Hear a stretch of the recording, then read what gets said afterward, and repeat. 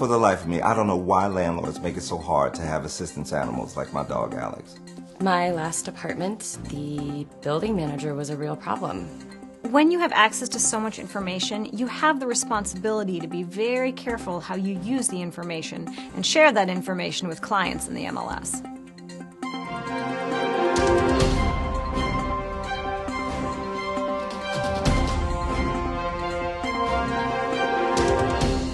Hello, I'm Sandra Ortiz. Welcome to this edition of Housing Point. Today, we'll be discussing the Fair Housing Act in honor of its 50th anniversary in 2018. President Lyndon B. Johnson signed the Fair Housing Act on April 11, 1968, just days after Martin Luther King Jr. was assassinated. Dr. King was the country's most notable proponent of fair housing, marching in the streets of Chicago in 1966 to end the years of housing discrimination experienced in communities across the country. The Act currently prohibits discrimination concerning the sale, rental, and financing of housing based on race, color, religion, sex, disability, familial status, and national origin. In honor of the 50-year milestone, we'll address ways that the Fair Housing Act protects real estate professionals and your customers, and to help you navigate your responsibilities under the Act. We'll also look at how the Fair Housing Act addresses harassment and retaliation in the housing context. Finally, we'll review the best practices for criminal background checks of housing applicants. Our first story profiles a veteran who has an emotional disability and wants his assistance animal to live with him. Many landlords still aren't familiar with the Fair Housing Act's requirement that housing providers accommodate tenants who require assistance animals. Horace Miller reports from Chicago. Philip, a Marine veteran, is joining me today along with his assistance animal, Alex. Philip and Alex have been a team for 6 years. After serving tours in Iraq and Afghanistan, Philip was wounded and developed post-traumatic stress. Now Alex helps him get through some very difficult days and nights. Alex is a part of me. I really can't imagine life without him. Somehow, he always knows when I'm having a bad time. Like last night, he woke me up so I didn't start having a nightmare. And before Alex, I would wake up thinking I was in the middle of a firefight. Not anymore. He's the one thing that keeps me calm. And your doctor suggested you benefit from an assistance animal like Alex? Correct. My VA doctors have eliminated most of the medications I used to take since I started using an assistance animal. One of my doctors even said, "My dog is the best medicine for me." But try telling that to some of these landlords. Landlords and building management need to be aware of the law. They are required to accommodate people with physical or mental disabilities and permit them to have an assistance animal, even when a building has a no pets rule. If a tenant with a disability makes a request for an exception to the rule, building management must accommodate them. Unless there is a threat to the health and safety of others, the housing provider should consider and grant the request. Any animal that provides a disability-related service to the disabled can be considered an assistance animal, even monkeys, birds, or reptiles.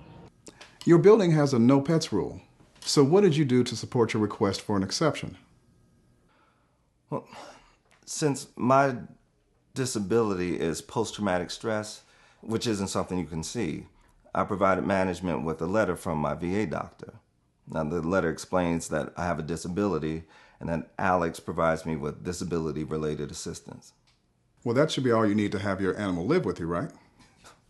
You would think so, but then the landlord wanted to know what my disability was, what medication I was taking, and some other health-related information, which I didn't think was any of their business.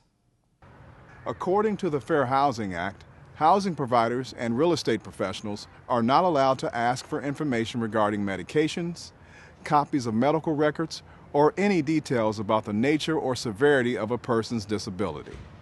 A letter from a doctor detailing the patient's need for an assistance animal should be all it takes to allow for an exception to any no pets rule.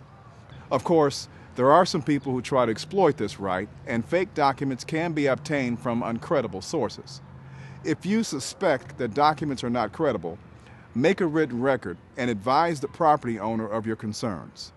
Then have them advise you regarding next steps. For more information about the accommodation for assistance animals, visit fairhousing.realtor. Our next story concerns a mom who not only had to deal with harassment and retaliation from her landlord, but also another problem: discrimination against families with children, a protected class under the Fair Housing Act. Anne is a divorced mother living with her 9-year-old daughter, Casey. She thought she had found the perfect apartment for the two of them. But soon after moving in, the landlord began to harass her. When she reported his inappropriate behavior, he retaliated by shutting off her water. At first, he seemed really friendly, going out of his way to see if I needed anything. But then it became uncomfortable, and I complained. The next day, I went to give my daughter a bath, and the water had been shut off. And when I called my landlord about the problem, he wouldn't return my calls. Under the Fair Housing Act, just a single incident of harassment, such as a demand for sexual favors, may be enough evidence to constitute a hostile living environment. The Fair Housing Act also prohibits retaliation against anyone who reports a discriminatory housing practice. Now Anne wants to find a different one-bedroom apartment for herself and her daughter, but she's running into something else: landlords who don't want to rent to her because she has a child living with her. First, I had to deal with management companies that don't want to rent to families who have kids. Is it against the law for them to even ask if you have children? Well, they have ways of finding out. Social media, for instance. And usually they'll ask the ages of everyone in the family on those applications that you have to fill out. Or they will ask you, "So how old are your kids?" out of the blue, and then before you know it, you're answering without even thinking. And then suddenly they don't have any apartments available to rent right now, or ever. So that's why I only give our names. And sometimes landlords will actually say in their ads that they're renting to adults only, or they will imply that they don't want kids. Familial status is a protected class under the Fair Housing Act, making it unlawful for housing providers to deny housing outright because a family has children living with them under the age of 18. These same protections apply to families who are expecting or adopting children. Additionally, housing providers may not restrict families with children to live in certain areas of the building complex, or refuse to let them use certain facilities. There are exceptions, including certain types of housing designed just for people 55 years or older. But for the majority of people looking for a place to live, the ages of their family members should have no bearing on their ability to find a home. My family's just my daughter and me, so I want to rent a one-bedroom because I'm on a limited budget. Even though there are buildings that allow kids, I was told that I have to rent a two-bedroom because there are two people in my family. But I'm sure they must allow people who are roommates get a one-bedroom. And what about people who are married? Exactly what my broker said. Amazing how easy it was to get a one-bedroom when she brought that up and made it clear that we knew the law. To learn more about the Fair Housing Act's protections against harassment, retaliation, and discrimination against families with children, visit fairhousing.realtor. Our final fair housing story is about big data and its link to steering. I don't have to tell you, big data is everywhere. It's in your pocket, it's in your wallet, your house, your car, and of course, on social media. Big data helps you offer enhanced service to your prospects, but it can also lead to accusations of steering. Horace Miller reports from San Jose, California.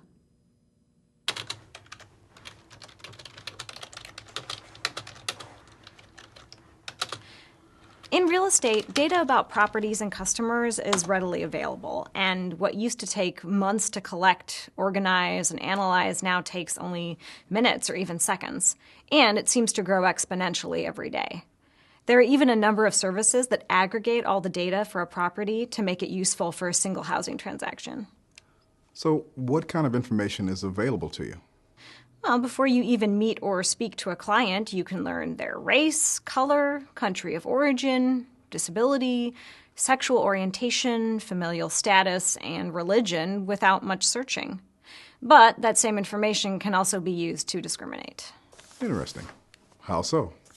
Well, with so much data available about a prospect, you have to be extra careful not to use that information in a discriminatory manner. You also have to be very careful to avoid steering. So steering is when a real estate professional guides a prospect to or away from a particular community or a type of housing based on their race, ethnicity, or another protected class. In every instance, we are always obligated to provide our clients with equal professional services. So, what's the best way to avoid this? Use the equal professional service model. Ask yourself, do I have objective information from my customer about the kind of house that they want to buy? Have I let my customer set the limits on the size of the house and its location? Have I offered them a variety of homes to choose from based on their preferences? So, what about brokers who run ads for their houses on social media? Well, before you write anything, you want to be very careful not to target ads to or away from protected classes. Otherwise, you could get into trouble for steering. When you write an ad for a house, you want to describe the property by highlighting the positives of the housing, not the ethnic makeup of the neighborhood or desired characteristics of a potential buyer. How about when you're meeting with clients face-to-face? Well, you want to ask the customer about their needs: size, style, features of a home, types of schools, convenient transportation, where they can shop. You want to avoid questions about their religion or ethnic background. And remember, you're there to help them find a home based on their individual preferences, not yours. So, what if someone wants to know about the quality of the schools in the area? Well, you want to avoid making a value judgment about the quality of schools. Even with all the data that we have, opinions on schools' quality can be very subjective. Instead, maybe refer a potential buyer to the website of the school district so that they can do their own research based on their needs. You want to let the client set their own limits.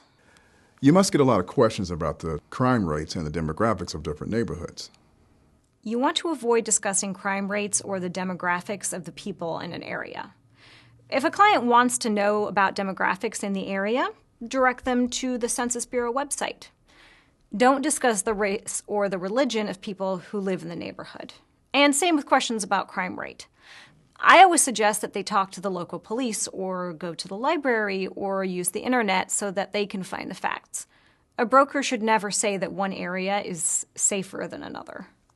So you suggest giving a client the tools to find their own information and make their own judgments. Well, in the end, I think that's more helpful. And also, by offering a variety of choices, you avoid unwittingly excluding property that the customer might like. In the end, it's up to the client. If you are pressed by a client for your opinion, always be professional. The more subjective a question is, the more risk there is to give an inappropriate or even unlawful answer. Ask them what their concerns are, and then refer them to the appropriate sources of information. You want to avoid making judgments, offering opinions, and sharing your perceptions. Tell a client it's your policy to help them make their own decisions. So even with an abundance of data at your fingertips, remember that any decision should always be left to the client. It's best for them, and then you can avoid trouble with the Fair Housing Act. For more information on big data and how to avoid steering, visit fairhousing.realtor. Horace Miller joins me now via satellite to discuss criminal background checks. So, Horace, what have you learned in your travels around the country? Well, Sandra, the criminal background check issue poses a pretty daunting problem for people with a criminal history, as some individuals still seem to have trouble getting an application approved to rent an apartment. That doesn't seem fair. It's more than not fair. In some instances, it can be illegal. How should real estate professionals handle these situations? Landlords should implement a written policy for criminal background checks of housing applicants and apply that policy consistently to every applicant. A written policy gets everyone on the same page. It makes clear that the same standards apply to everyone, and it should be crafted with the safety and protection of all residents and property in mind. At the same time, it's against the fair housing laws for management companies to have a blanket ban on anybody who has a conviction. So what kind of information should a housing provider be looking for when formulating a policy? A landlord should allow an individual to provide additional information and should consider a number of factors when evaluating a housing applicant's criminal history. For instance, how long ago was the conviction? 5 years? 10 years? Avoid looking back indefinitely into a person's criminal history. How old were they? Were there any extenuating or mitigating circumstances? Have they been through a successful rehab? Was the crime a misdemeanor or a felony? Was it violent or nonviolent? And a housing provider should never consider arrests as part of the applicant's criminal history. To sum up, real estate professionals and management companies have to weigh the protection of the residents and property as they evaluate someone with a past conviction. A good policy helps those who have paid their debt to society find a place to live. Thanks for the excellent report, Horace. Thank you. For more information about criminal background checks, visit fairhousing.realtor. The National Association of REALTORS has set an exemplary standard for equality in housing, which its members are obligated to uphold. In fact, NAR's Code of Ethics goes beyond the federal fair housing law and some state laws by prohibiting discrimination by its members based on sexual orientation or gender identity. And realtors do not take their responsibility lightly. Even when a state law does not prohibit discrimination against a client that is a member of the LGBT community, a broker's participation in such discrimination would run against their ethical obligations under NAR's Code of Ethics. As a leading advocate for fair housing, the National Association of REALTORS has taken a clear stance that everyone deserves the equal right to purchase or reside in the home of their choice without regard to sexual orientation or gender identity. Each of NAR's 1.2 million members have made a commitment to upholding this ideal. 2018 marks the first 50 years of this groundbreaking legislation, which gave everyone the right to be in the housing of their choice. We leave the next 50 years in your capable hands.